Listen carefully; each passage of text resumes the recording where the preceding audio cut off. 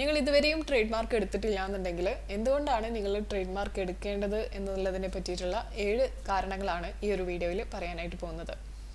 ആദ്യത്തെ കാര്യം എന്ന് പറയുന്നത് ലീഗൽ പ്രൊട്ടക്ഷനാണ്. ഒരു രജിസ്റ്റേർഡ് ട്രേഡ് മാർക്ക് നിങ്ങൾക്കൊരു ലീഗൽ പ്രൊട്ടക്ഷനാണ് നൽകുന്നത്.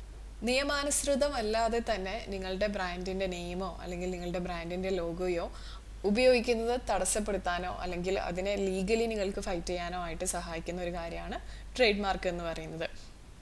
നിങ്ങൾ ഏത് തരത്തിലുള്ള ഗുഡ്സിനോ സർവീസസിനോ ആണോ ഈ ഒരു ട്രേഡ് മാർക്ക് രജിസ്ട്രേഷൻ ചെയ്തതെന്ന് വെച്ച് കഴിഞ്ഞാൽ ആ ഒരു മാർക്ക് യൂസ് ചെയ്യാനായിട്ടുള്ള ഒരു എക്സ്ക്ലൂസീവ് റൈറ്റാണ് ട്രേഡ് മാർക്ക് നിങ്ങൾക്ക് തരുന്നത്. അപ്പോൾ ആരെങ്കിലും നിയമാനുസൃതമല്ലാതെ ഇത് ഉപയോഗിക്കുകയാണെന്നുണ്ടെങ്കിൽ അത് ലീഗലി ഫൈറ്റ് ചെയ്യാനുള്ള ഒരു ഓപ്ഷനാണ് ട്രേഡ് മാർക്ക് നിങ്ങൾക്ക് നൽകുന്നത്. ഇനി രണ്ടാമത്തെ കാര്യം എന്ന് പറയുന്നത് ബ്രാൻഡ് ഐഡൻറ്റിറ്റിയാണ്. ഒരു ട്രേഡ് മാർക്ക് നിങ്ങൾക്ക് നിങ്ങളുടെ ബ്രാൻഡ് എസ്റ്റാബ്ലിഷ് ചെയ്യാനും അതുപോലെ തന്നെ ബ്രാൻഡ് പ്രൊട്ടക്റ്റ് ചെയ്യാനും ഹെൽപ്പ് ചെയ്യുന്ന ഒരു കാര്യമാണ്. നിങ്ങളുടെ കസ്റ്റമേഴ്സിനെ നിങ്ങളുടെ ബ്രാൻഡ് ഈസിലി ഐഡൻറ്റിഫൈ ചെയ്യാനും കോമ്പറ്റീറ്റേഴ്സിൽ നിന്ന് അത് വേർതിരിച്ചെടുക്കാനും സാധിപ്പിക്കുന്ന ഒരു കാര്യമാണ് നിങ്ങളുടെ ബ്രാൻഡ് എന്ന് പറയുന്നത്. അപ്പോൾ അത് പ്രൊട്ടക്റ്റ് ചെയ്യുക എന്നുള്ളത് നിങ്ങളെ സംബന്ധിച്ചിടത്തോളം ഭയങ്കര ഇമ്പോർട്ടൻ്റ് ആയിട്ടുള്ളൊരു കാര്യമാണ്. അതുകൊണ്ട് തന്നെ ട്രേഡ് മാർക്ക് എടുക്കേണ്ടത് അത്യാവശ്യമാണ്.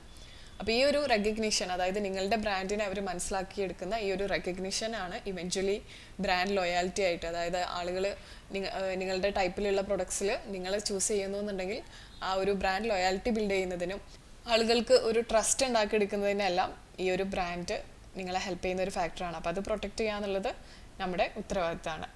മൂന്നാമത്തെ കാര്യം എന്ന് പറയുന്നത് ഇത് നൽകുന്ന ഒരു മാർക്കറ്റ് അഡ്വാൻറ്റേജ് തന്നെയാണ്. അതായത് നിങ്ങളൊരു ട്രേഡ് മാർക്ക് രജിസ്റ്റർ ചെയ്യുകയാണെന്നുണ്ടെങ്കിൽ അത് നിങ്ങൾക്ക് മാർക്കറ്റിൽ ഒരു കോമ്പറ്റീറ്റീവ് അഡ്വാൻറ്റേജ് നൽകുന്നതാണ്.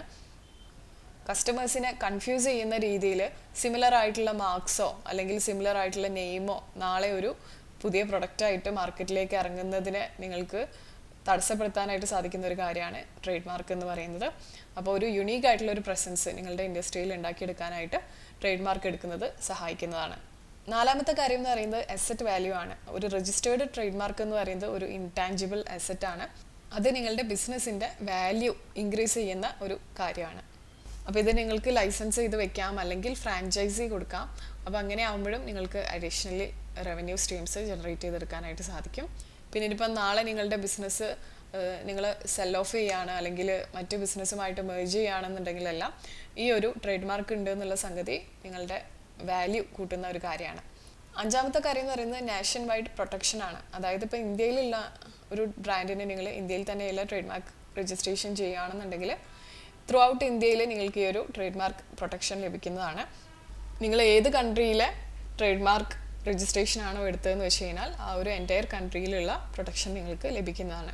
അപ്പോൾ ഇത് എസ്പെഷ്യലി ഇമ്പോർട്ടൻ്റ് ആണ് നിങ്ങളുടെ ബിസിനസ് നിങ്ങൾ widely across the Nations expand ചെയ്യാനായിട്ട് ആഗ്രഹിക്കുന്ന ഒരു ബ്രാൻഡാണെന്നുണ്ടെങ്കിൽ മേ ബി നിങ്ങളിപ്പോൾ ഇന്ത്യയിലാണ് ചെയ്യുന്നത്, നാളെ നിങ്ങൾക്ക് UAE-യിലാണ് ചെയ്യാൻ താല്പര്യപ്പെടുന്നതെന്നുണ്ടെങ്കിൽ UAE-യിലും നിങ്ങൾ ട്രേഡ് മാർക്ക് ആപ്ലിക്കേഷൻ സബ്മിറ്റ് ചെയ്യേണ്ടതായിട്ടുണ്ട് ആ ഒരു നേഷൻ്റെ ട്രേഡ് മാർക്ക് പ്രൊട്ടക്ഷൻ കിട്ടാനായിട്ട്.